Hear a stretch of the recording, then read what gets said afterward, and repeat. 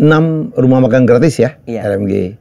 Satu cabang itu 300 porsi. Betul? Iya betul. Satu porsi kira-kira berapa harga? Ya, biaya. Kita belanja itu kan per cabang itu kan harian. Nah, jadi ada tim belanja itu sehari itu kadang-kadang beras itu nggak beli. Oke. Sumbangan dari orang, ada yang ngasih beras. Alhamdulillah. Kadang-kadang ikan itu nggak beli pula. Oke. Kadang-kadang tapi kadang nggak beli. Kan, iya. Kalau habis semua itu kita belanja bisa 3 juta sehari. Satu cabang? Satu cabang. Jadi kalau 6 cabang 18 juta. 18 juta. Dari mana duitnya? Dari Allah. Allah maha baik, Allah yang ngasih rezeki.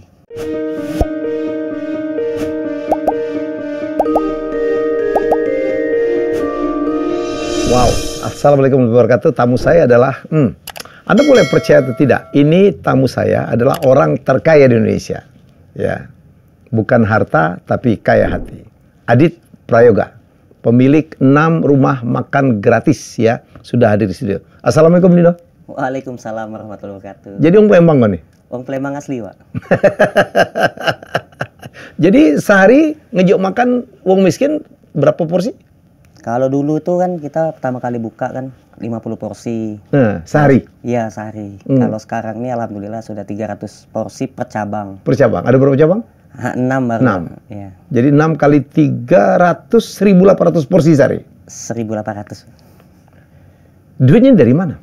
Dari Allah, Pak. Dari Allah.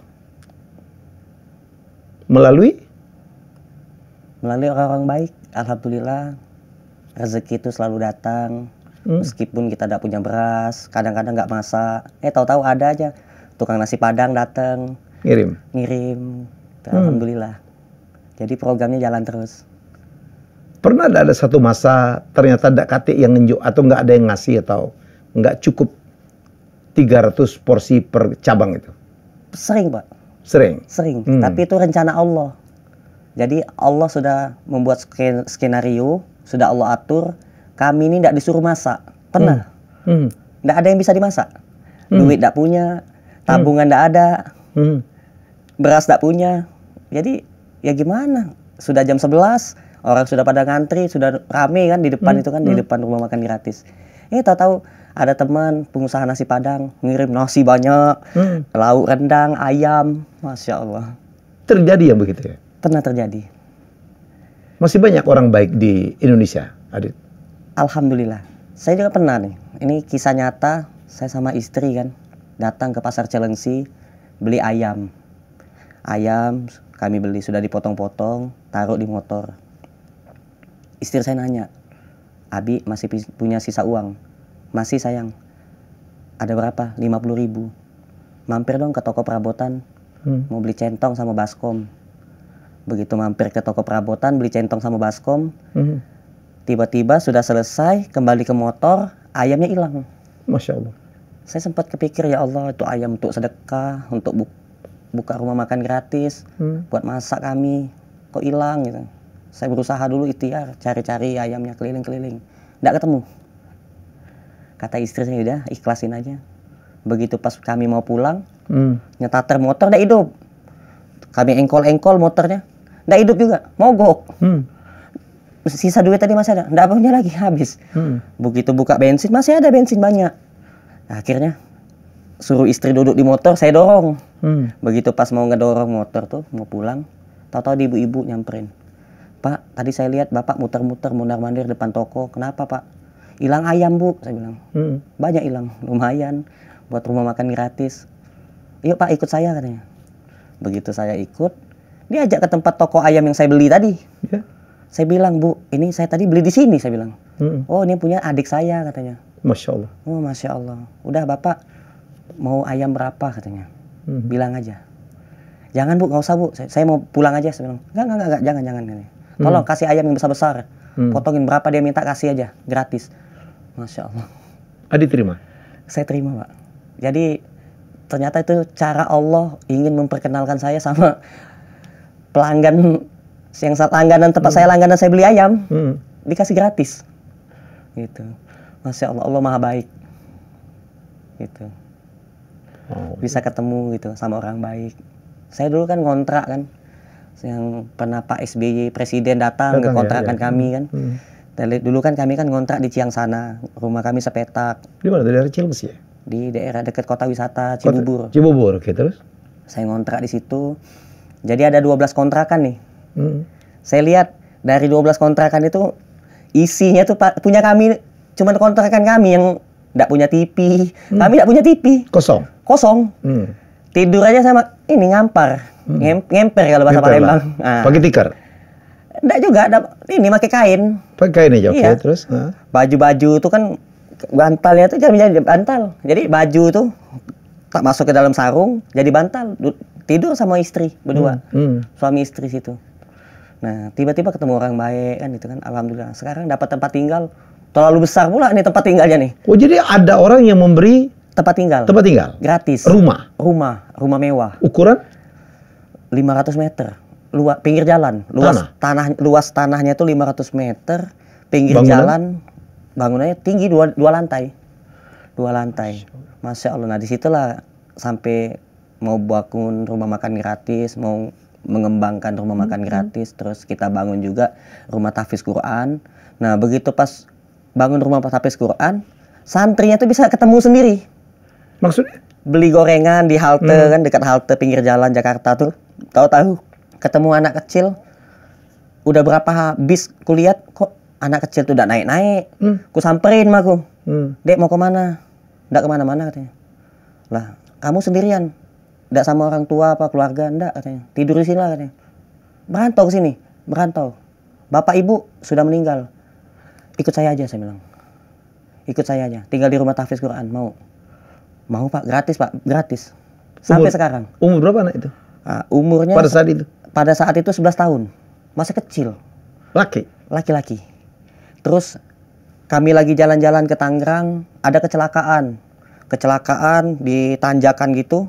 Suami istri meninggal, anaknya meninggal semua, motornya hancur. Ada anak kecil hidup satu, namanya Pauzi.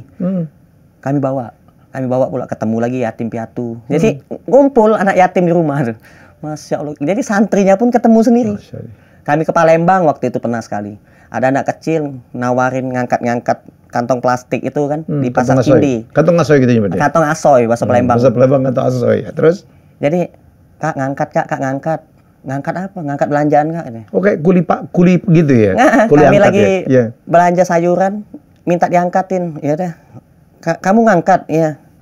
Nah, ya udah saya bilang nih, saya angkat. Diangkat, saya kasih duit 100.000. Saya ajak ngobrol.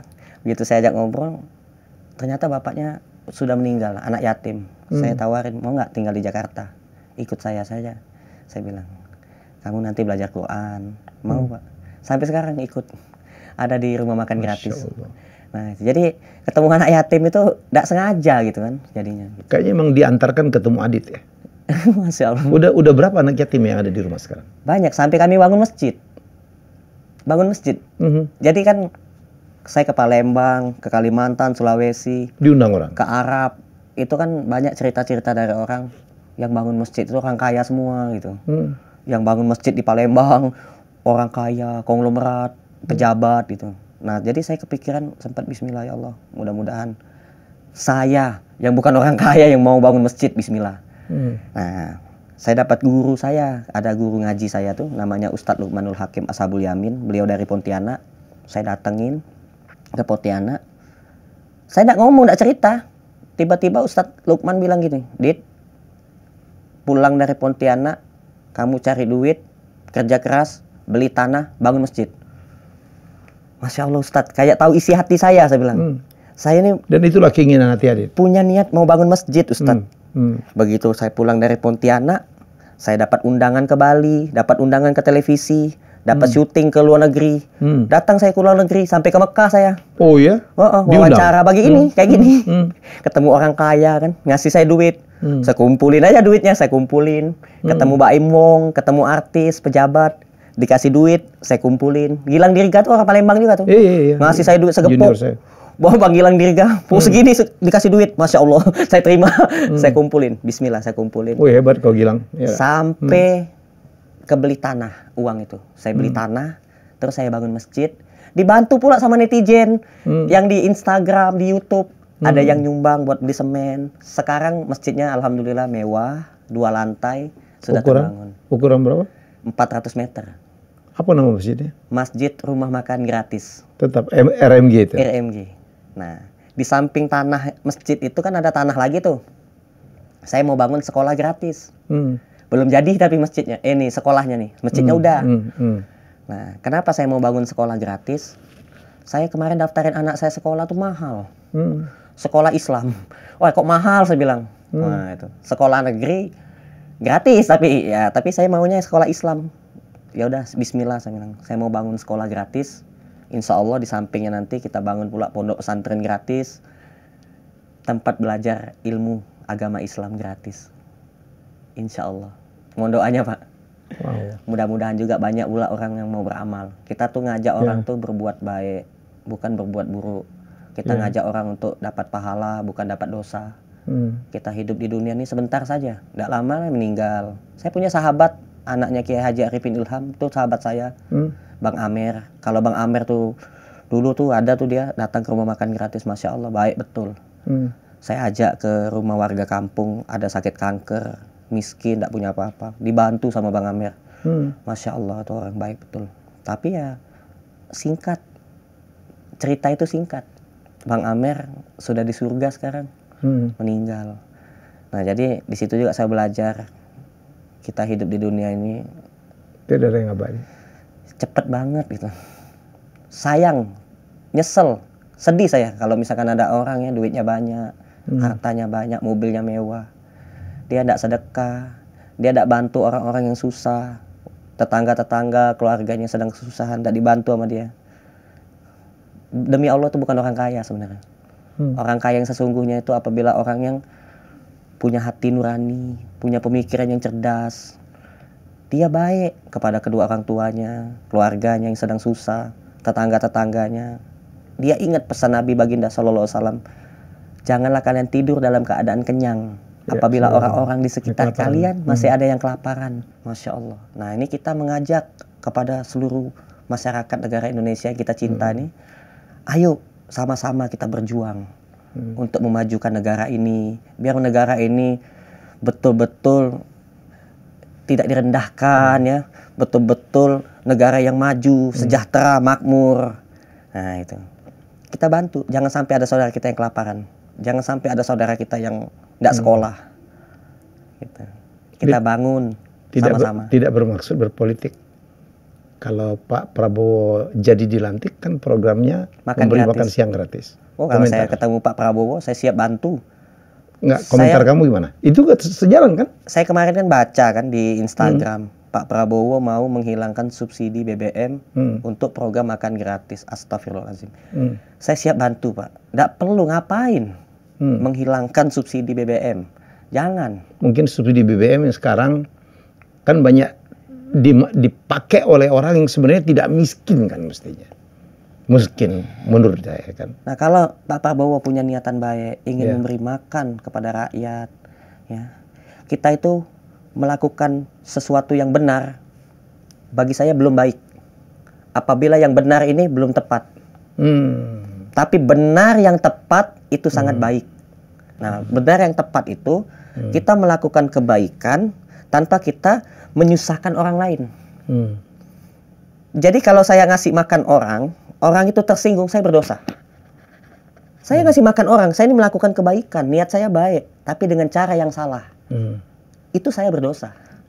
Saya sedekah, tapi saya riya. Saya sombong dengan sedekah saya ini, saya videoin ya kan, terus saya sombong. Woi, saya ini orang kaya ngasih makan orang nih, bagi-bagi. Salah juga. Saya salah. Bukan cara seperti itu yang dicontohkan oleh Rasulullah SAW. Gitu. Dengan kecintaan, dengan kasih sayang. Pikir dulu sebelum bertindak. Pikir dulu sebelum melakukan segala hal. Kita harus bijaksana dalam menyikapi hal ini. Nah itu. Caranya gampang. Banyak pengusaha sapi di Indonesia nih. Kita support.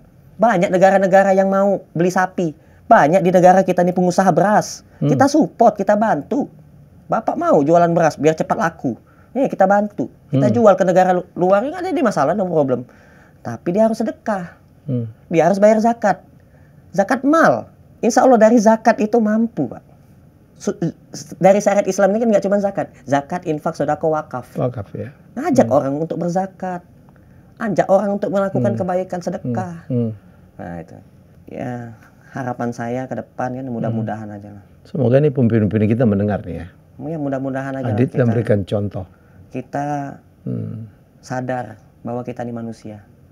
Yang namanya manusia sama hewan itu nggak jauh beda. Ada perbedaan antara manusia dan hewan. Kalau manusia itu selalu menggunakan akal dan hati. Kalau hewan itu dia nggak mikirin aja. Pokoknya ada makan, tidur, mati. Itu. Nah kalau kita manusia, kita harus berpikir cerdas. Kita harus menggunakan akal logika kita yang cerdas. Kita harus menggunakan hati nurani kita. Biar kita ini tidak jadi manusia yang jahat. Manusia yang baik, taat agama, taat aturan Allah, taat aturan pemerintah. Saya datang sini sepanjang jalan, Pak kalau mau lepas saja, atau kata tukang ojek, helm. Enggak, saya bilang, kita harus taat aturan. Tadi dia mau melanggar lampu merah, jangan, dia bilang. Dosa kita Pak, jangan Pak. Jangan kita melanggar aturan pemerintah. Jangan kita melanggar aturan Allah. Dapat panggilan tadi, saya suruh, Pak lebih baik saya bayar Bapak 500.000 daripada Bapak jalan terus, azan. Stop dulu Pak, saya bilang. Stop, Pak kenapa? Stop dulu, saya bilang. Ini nanti aplikasinya. Enggak, saya bilang, enggak apa-apa, saya tanggung jawab, saya bilang. Kasih tahu yang punya aplikasi online ini, saya bilang. Iya waktunya sholat dulu lah. Aturan Allah ini. Nah gitu. Jadi kita ngikutin aja. Tinggal Jadi di jalan. sholat tadi di jalan. Sholat dulu, mampir dulu. Nah, lebih baik saya ngasih duit aja, saya bilang ke Bapak. Nah, jadi kalau manusia itu menggunakan akal, hati, ya kan, insya Allah Pak, dia akan berpikir, oh saya ini tinggal di kota bukan di hutan. Saya harus punya rumah, saya harus punya mobil, saya harus punya motor. Di kota susah kalau enggak ini, kalau di hutan itu kan nggak perlu punya mobil, nggak perlu punya motor, nggak perlu punya rumah, belajar nanam cabai, melihara ikan, melihara ayam, ya hidup dah. Pondok-pondokan aja ya. Di hutan itu orang hutan gitu. Jadi kalau kita tinggal di kota kan kita harus berpikir. Berdoa terus sama Allah, ya Allah, berdoa, berusaha, berikhtiar. Nah, itu. Sekolah, belajar penting. Bagi saya pendidikan nomor 1. Saya nggak sekolah tapi anak saya sekolah. Alhamdulillah. Adit ini ternyata SMP aja nggak tamat, Adit. Saya SMP 17 berhenti dulu. SMP 17 Palembang. Bukit Besar. Oh, dekat SMA aku tuh, SMA 1 Palembang ya. SD-nya SD 6 Ogan. Ogan Bukit. Oke. Nah, SD itu.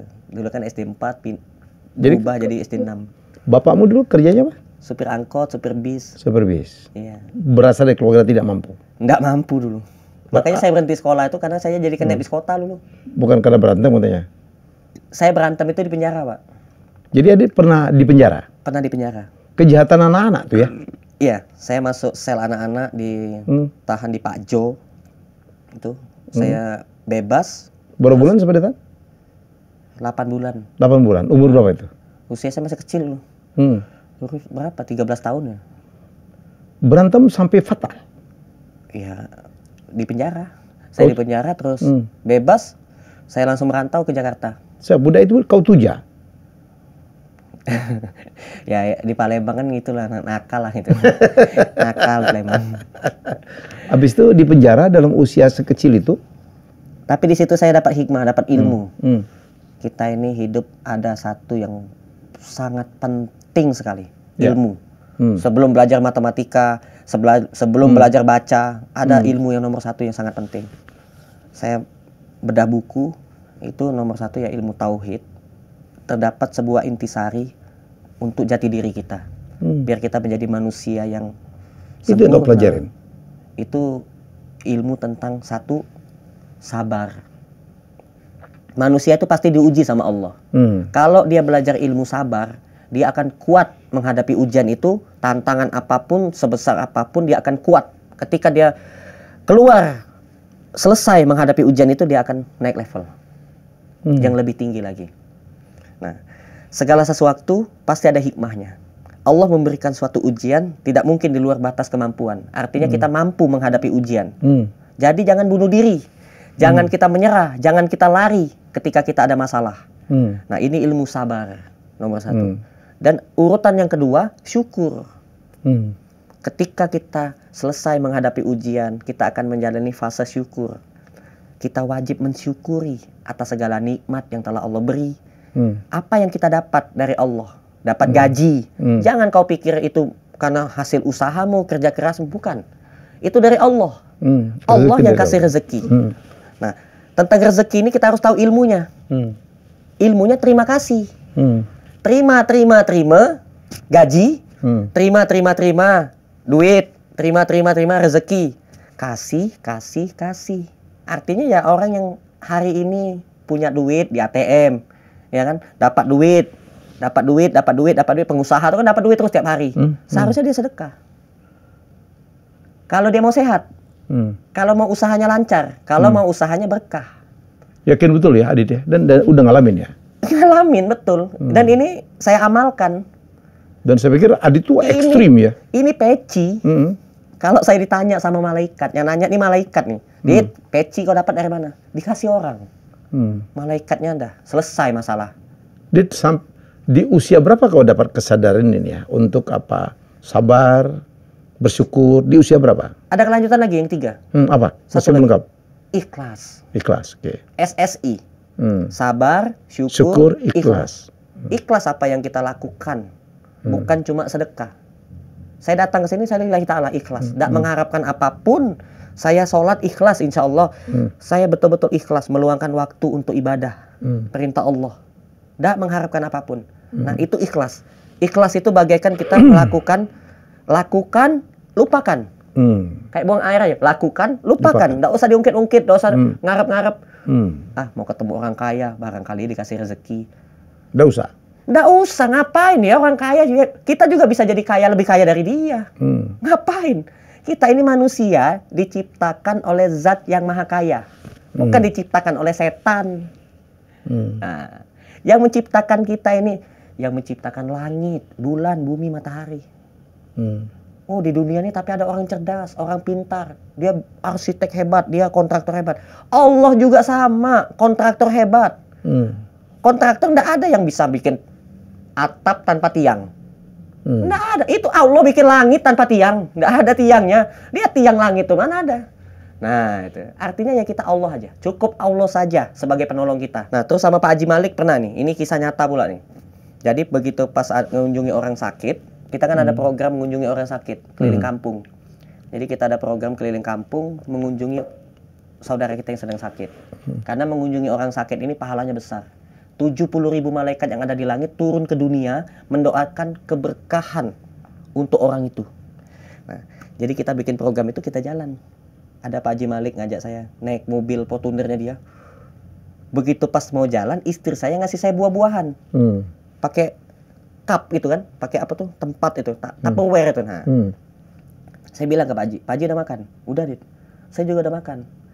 Gimana kalau buah-buahan ini kita kasih ke anak-anak kecil yang sedang manjat-manjat pohon itu? Nantilah, Dit. Jalan aja lah kita. Jangan, Pak Haji. Saya udah berucap. Saya sudah niat. Dan ini harus dilakukan. Akhirnya berhenti dia. Dia berhenti, saya bagikan. Nih, Dek, ada buah, ada anggur. Saya lihat ada melon, ada semangka. Di dalam box yang dikasih istri itu. Wah, senang anak-anak itu. Senang sekali anak-anak itu. Lagi manjat pohon seri. Saya bagi-bagikan. Begitu pas di lampu merah Grogol dekat Universitas Trisakti, tiba-tiba pas lampu hijau ada ibu-ibu mobilnya mogok, berhenti mendadak. Pak Haji tadi bunyi mobilnya, ngirim mendadak. Di belakang pula ngirim mendadak. Jadi ada 6 mobil berjejer, ngirim mendadak semua, bunyi semua bannya. Pak Haji turun dari mobil, disangkanya nabrak kan. Saya juga turun dari mobil. Saya lihat sejarum lagi tuh sedikit lagi nabrak, dikit lagi. Nah, begitu pas ibu itu turun, Pak mohon maaf mobil saya tiba-tiba mati mesin mendadak, rusak. Saya minta maaf. Nggak apa-apa Bu.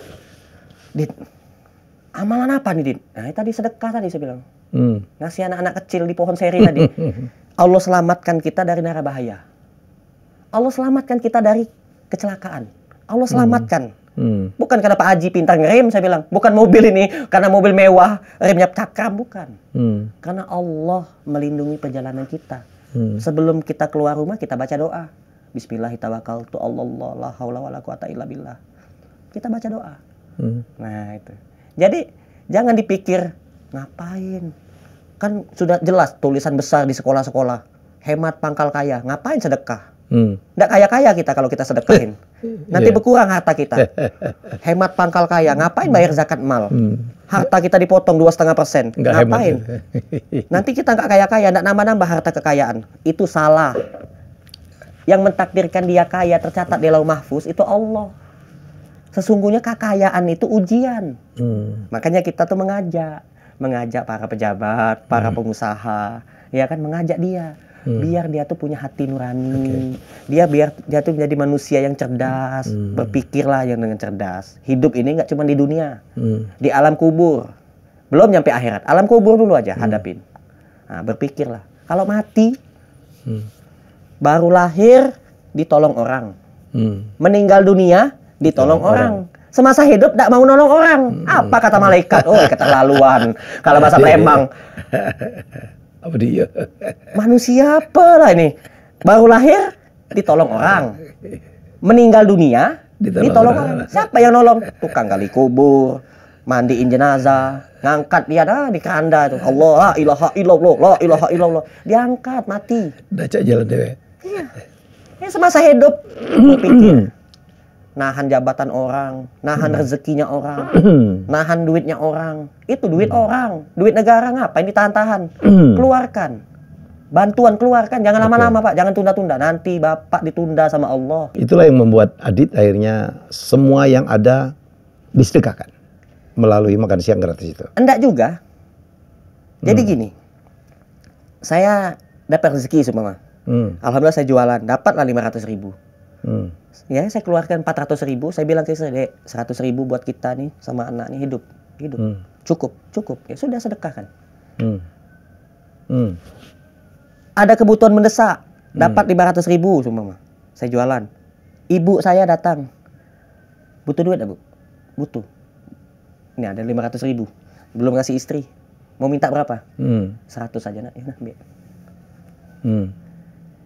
Jadi yang dekat itu siapa yang dekat gitu. Kalau orang tuanya di Papua situ ya jauh berarti.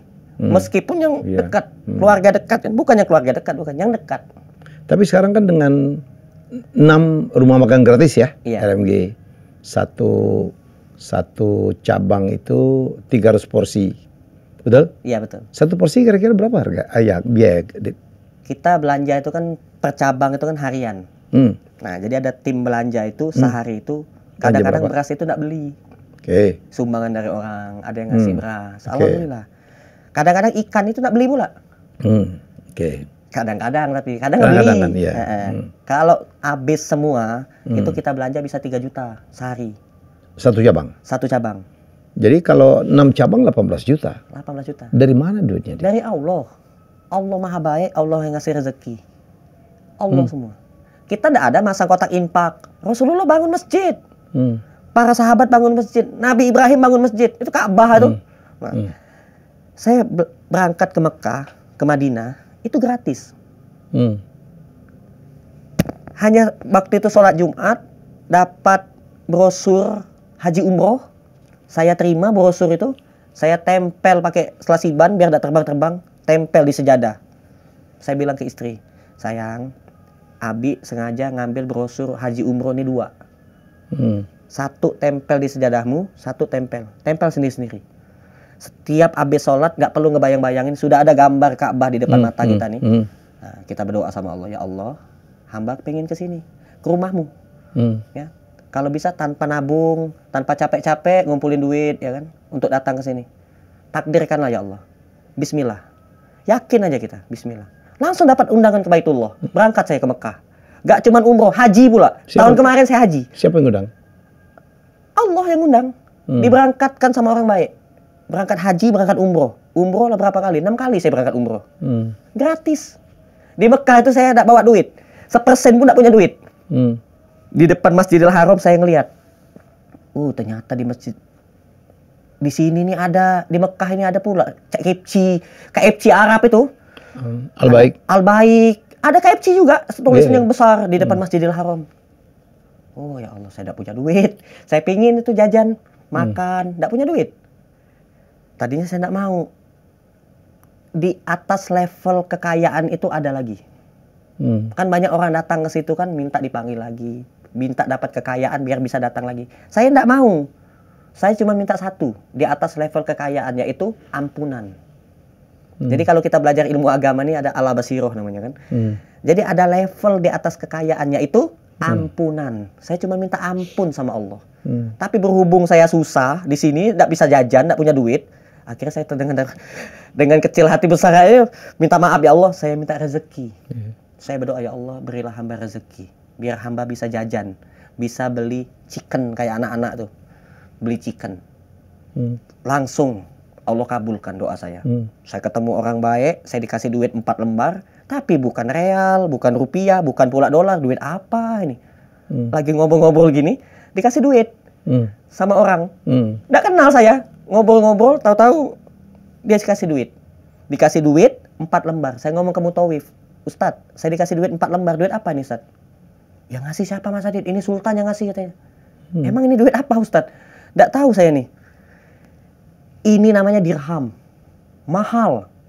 Oh, tukar aja Ustadz, saya pengen jajan. Tadi saya berdoa sama Allah di depan Masjidil Haram biar dikasih rezeki. Dapat ini, ditukar. Begitu ditukar dengan real, segini tebalnya. 4 lembar, saya bilang, oh kalau dikasih 10 lembar ini segini. Masya Allah, 4 lembar segini.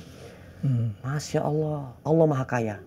Saya cabut 1 lembar yang mana kayak biru-biru itu kan, 500 real saya cabut. Saya beli baju buat istri saya. Kembaliannya banyak. Nah, nyambut 1 balik banyak. Dapat kembalian banyak. Saya traktir semua jamaah. Mau makan nasi kebuli, mau beli apa, saya yang traktir. Masih ada lagi duitnya. Saya kosongkan koper saya sumbangin ke orang-orang. Nggak ada yang mau pula. Baju saya yang saya bawa dari Indonesia ini nggak ada yang mau. Saya kasih orang Masjidil Haram yang kerja-kerja itu, marbot-marbot tuh, nggak mau. No. Katanya no, nggak mau. Ya sudahlah, saya buang aja kalau itu. Saya buang, saya beli oleh-oleh untuk di Indonesia kan. Nah, lumayan bawa pakai baju dari Arab. Masih banyak pula duitnya.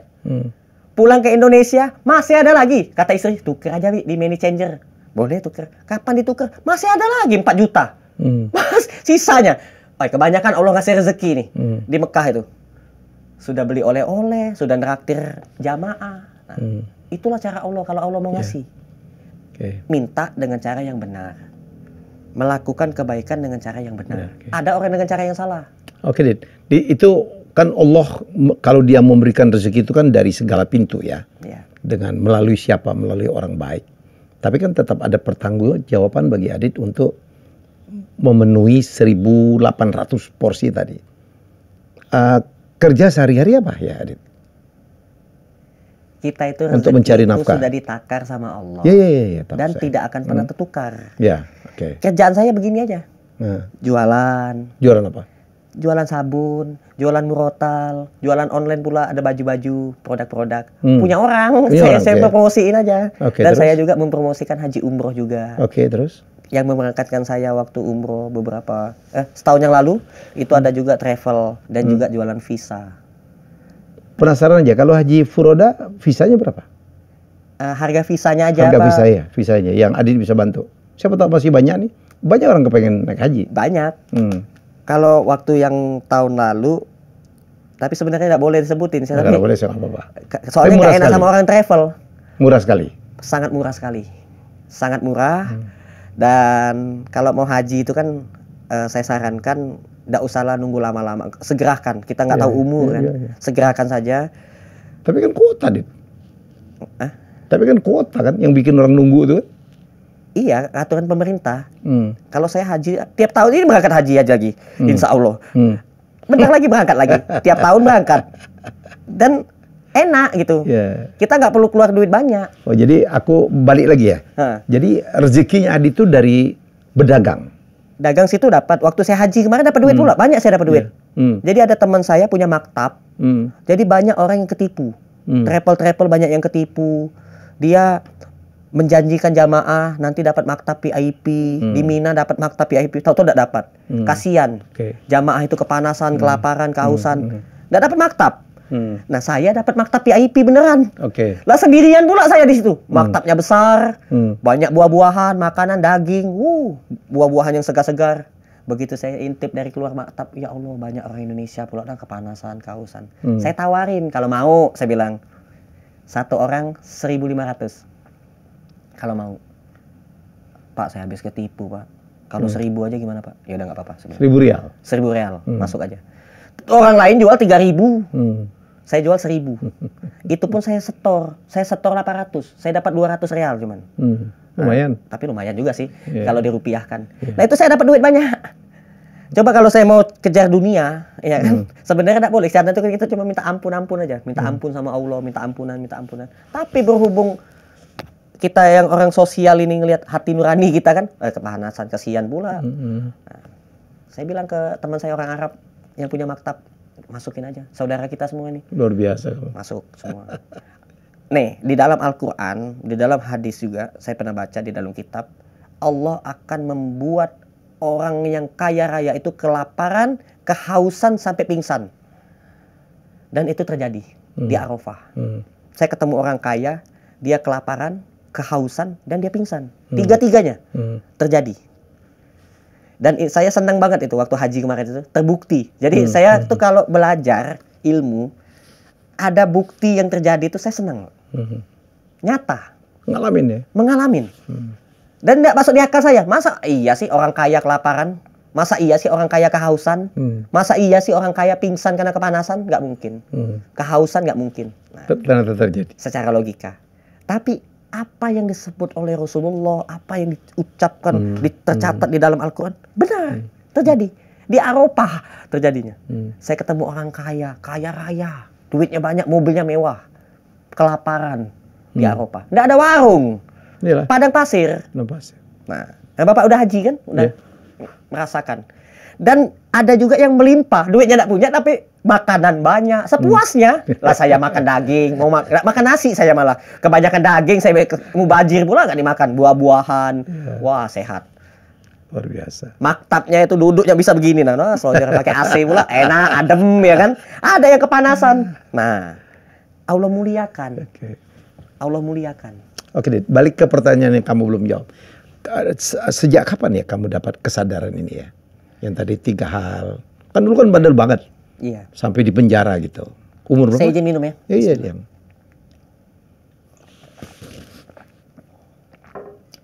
Dulu waktu bebas dari penjara. Umur berapa tuh? 10 tahun? Saya merantau ke Jakarta. Usia saya waktu itu sekitar 13 tahun. 13 tahun. Saya ketemu masjid besar banget. Pertama kali seumur hidup ngelihat masjid besar di Jakarta, namanya Istiqlal. Oke, Istiqlal. Oke, terus? Di situ saya ketemu seorang marbot yang bersih-bersih masjid itu. Dia ngasih saya makan. Saya kelaparan dikasih makan. Dikasih makan terus saya sholat. Begitu pas saya sholat itu saya tuh bingung. Baca apa ini? Sholat. Wudhu aja saya salah. Ngeliatin orang aja saya. Oh, masukin mulut, masuk hidung. Begitu saya meleng, apalagi tadi ya? Nah itu wudhu aja saya tidak benar. Sholat bacaan saya tidak tahu. Saya ikut-ikutan sholat. Begitu selesai sholat, saya liatin terus imam itu. Alhamdulillah dia keluarnya tidak lewat depan, lewat belakang. Saya ikutin, saya nanya. Kiai, saya mau nanya. Kenapa? Saya ini merantau dari Palembang ke Jakarta, pengen jadi orang baik. Biar saya jadi orang baik, apa ilmunya? Kasih saya ilmunya Pak Kiai. Dikasih tahu sama dia. Kalau kamu pengen jadi orang baik itu gampang. Cuma 3 katanya. Apa itu? Sebaik-baik manusia itu adalah manusia yang mau belajar Al-Quran dan mengajarkan Al-Quran.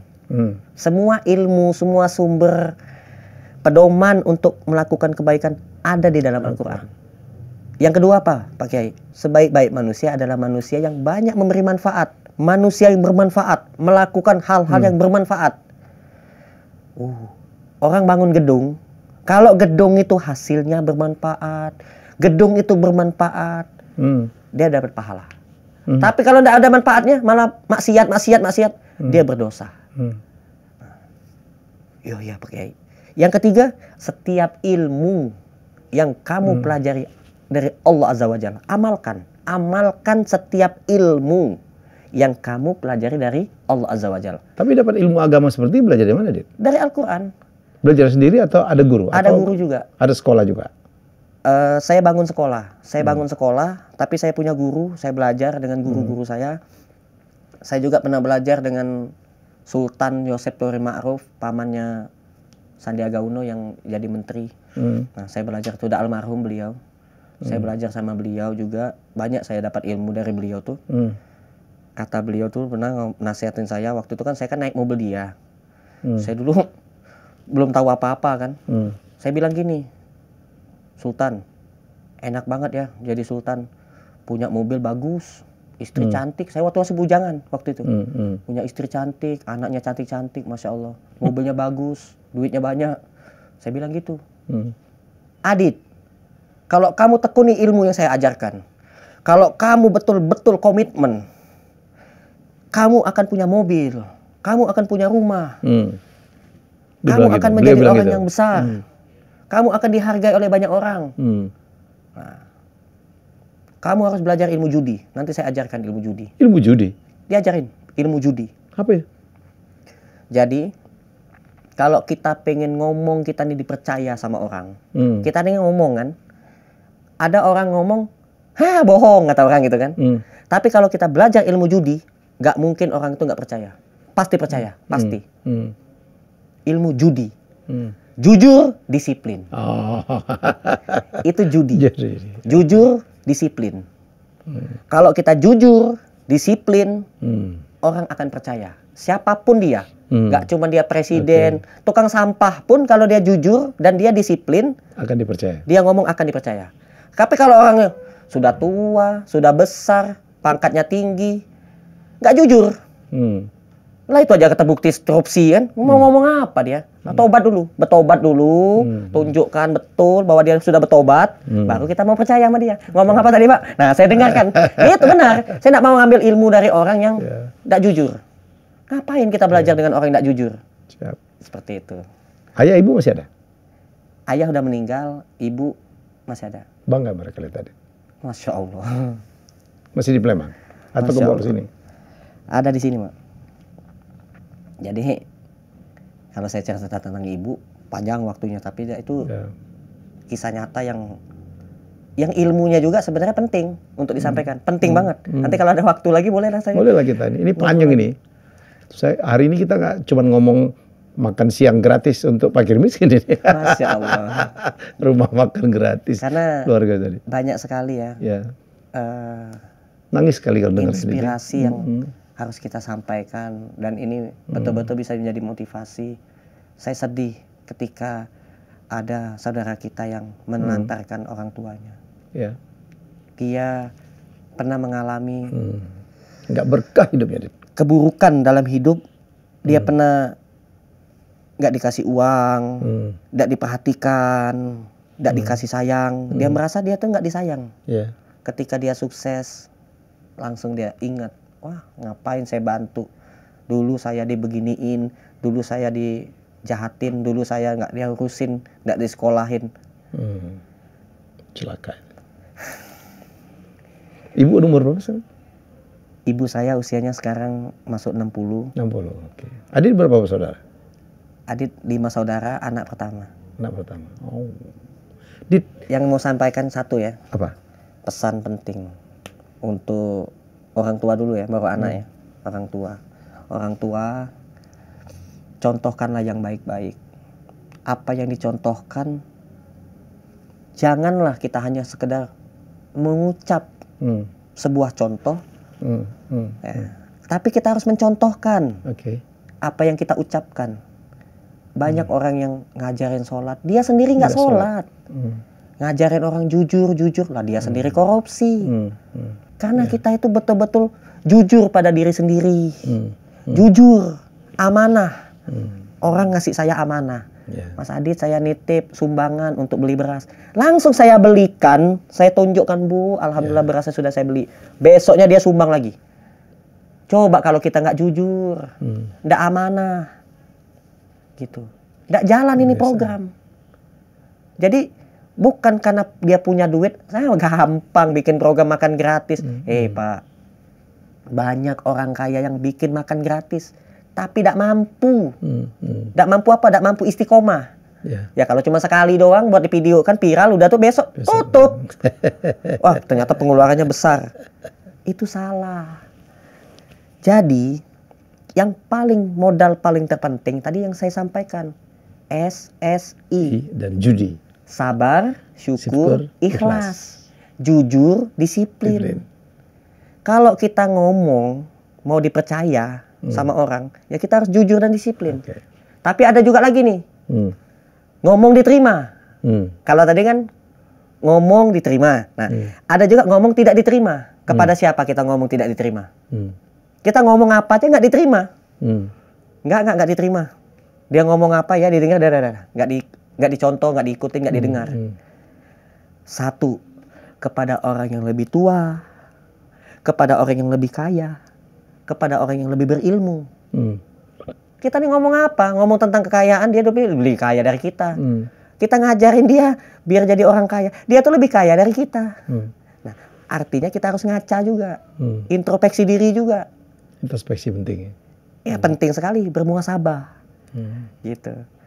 Tapi orang yang kaya raya, usianya lebih tua, ilmunya lebih banyak, ketika kita menunjukkan kejujuran dan kedisiplinan, sekecil apapun motivasi yang kita berikan akan diterima dan dicontoh oleh orang itu. Seperti itu. Adit merasa orang paling kaya sekarang ya? Enggak, kan nulis itu orang. Jadi ada media sosial, di WhatsApp saya dapat kiriman dari grup Palembang. Ada Sultan Palembang ngirim saya artikel. Dit, kamu udah jadi orang kaya sekarang. Masya Allah, saya kaya bilang. Hati maksudnya. Yang nulis orang, saya bilang. Kaya amal. Kaya hati, amin ya Allah. Nah, kaya harta juga saya pengen jadi orang kaya harta. Kalau saya punya harta yang banyak, bukan untuk kepentingan pribadi. Saya tidak ada kepikiran untuk beli helikopter, rumah mewah, mobil mewah, enggak. Yang saya pikirkan itu bagaimana caranya saya bisa bangun sekolah gratis. Bagaimana caranya saya bisa bangun rumah makan gratis di seluruh Indonesia agar tidak ada lagi orang yang apabila tidak punya duit, maling. Tidak punya duit, maling. Ini sudah ada makan gratis. Tidak ada lagi alasan dia maling. Ini sudah ada makan gratis. Tidak ada alasan lagi dia untuk memviralkan bahwa kekurangan gizi lah, kelaparan. Nah, sebelum Pak Prabowo yang calon presiden jadi ini punya program makan gratis, saya 2016 sudah duluan dan sudah jalan, alhamdulillah, ya kan.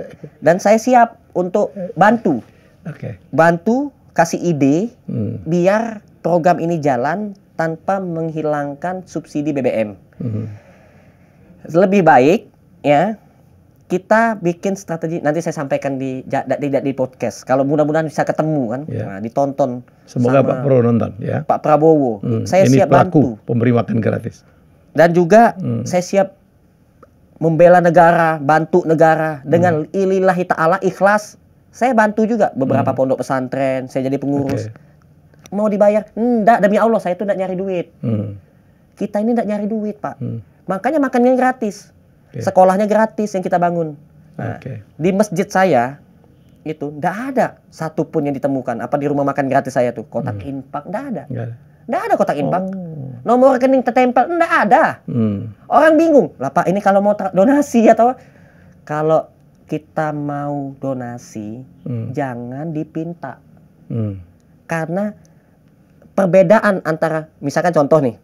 Saya minta sama Pak Helmi Yahya. Oh, Pak Helmi orang kaya, saya minta duit. Bapak ngasih.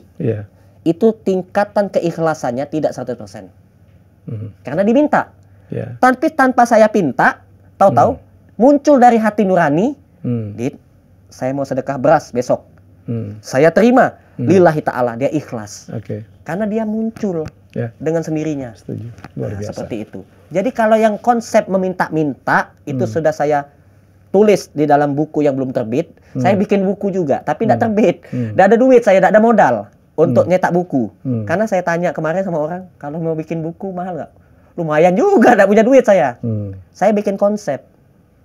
Ubah penerima sedekah menjadi pemberi sedekah. Itu konsep. Ubah kaum du'afa menjadi pengusaha. Itulah yang mau saya sampaikan kepada seluruh pemimpin-pemimpin seluruh Indonesia. Nah, kita harus ubah penerima sedekah. Lebih baik tangan di atas daripada tangan di bawah. Kita ubah orang-orang miskin menjadi orang kaya. Kita ubah penerima sedekah menjadi pengusaha. Harus itu. Saya bikin sekolah tata boga juga. Sekolah tata boga itu khusus untuk tukang sapu, tukang sampah, tukang rongsok, tukang ojek yang sudah bosan ngojek, Pak. Ngapain ngojek terus? Saya pernah ketemu sama tukang bakso, 10 tahun dia jualan bakso. Saya tanya, rumah masih ngontrak, mobil ndak punya, motor kredit lah disita pula. Ya Allah. Saya ajarkan, Bapak jualan bakso, insya Allah, ndak usah 10 tahun. Setahun aja insya Allah lah punya motor. Mudah-mudahan berkembang dalam 2 tahun lah kebeli rumah. Saya ajarkan ilmunya, ini dapat dari Al-Quran. Bagaimana Pak Sadid? Nomor 1 yang kita jual 100% halalan thoyiban. Nomor 1. Untuk apa jualan bakso? Ya memang saya tahu bakso itu halal. Tapi kalau ada bahan-bahan yang non halal ataupun tidak baik untuk kesehatan, kebanyakan micin, Pak, tidak sehat. Nah, ini juga jadi asbab rezeki kita tuh tertunda oleh Allah. Ada juga yang modalnya tadi dari riba. Udah tahu riba itu diperangi oleh Allah. Banyak hadis-hadisnya, firman-firmannya Allah di dalam Al-Quran. Jangan melakukan riba. Riba itu diperangi oleh Allah. Tahu nggak riba? Minjem duit di lentenir. Pinjaman online. Mohon maaf nih yang punya akun pinjaman online, yang pemilik pinjaman online. Memang haram hukumnya. Di dalam Islam itu haram. Jelas ya. Jelas, nggak cuma haram, diperangi. Kalau kita diperangi sama pemerintah masih mending. Ini Allah yang menciptakan langit, bulan, bumi, matahari, yang punya negara ini. Nah, Allah. Nah, jadi jangan sampai kita diperangi sama Allah. Insya Allah kalau yang kita jual ini halalan thoyiban nomor 1. Yang kedua, belajar manajemen yang baik. Yang nomor 3, carilah tempat yang strategis, yang rame. Dengan sendirinya. Dan nomor 4, harus punya keberanian. Jangan takut memperkerjakan orang. Saya bilang, jangan khawatir. Jadi nanti gimana cara gajinya, Pak? Tenang, Pak, saya bilang. Bapak harus punya keberanian, punya mental yang kuat.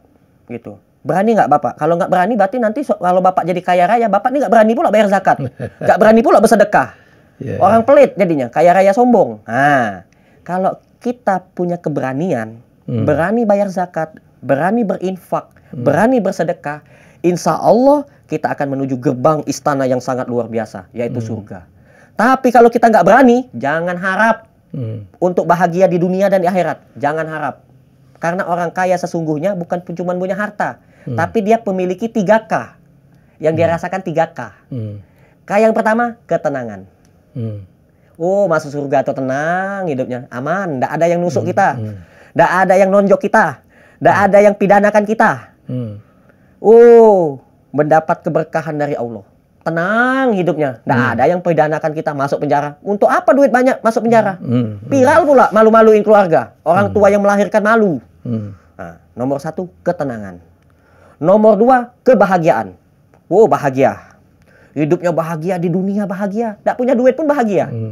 Yang nomor 3, keberkahan. Luar biasa. 3K. Ketenangan, kebahagiaan, dan keberkahan. Bagaimana cara mendapatkannya? SSI. Sabar, syukur, ikhlas. Kalaulah sudah sabar, sudah bersyukur, sudah ikhlas, saya bisa percaya dia. Dia sudah jadi orang yang jujur dan disiplin. Judi. Tapi kalau dia belum sabar, ilmunya tinggi, lulusan pondok pesantren, kesenggol kaca pion dikit oleh tukang ojek, marah-marah. Astagfirullahaladzim. Jangan marah. Baik, wah ini kalau diterusin bisa 2 jam, 3 jam aja nggak ini nggak saya. Jadi ya semoga kita belajar banyak ya, belajar ikhlas. Ini anak muda satu ini, adik saya dari Palembang, memberikan contoh pada kita, menjadikan inspirasi bahwa bersedekahlah ya. Jadi makin banyak yang kita berikan, the more you give, the more we receive, itu kata orang ya.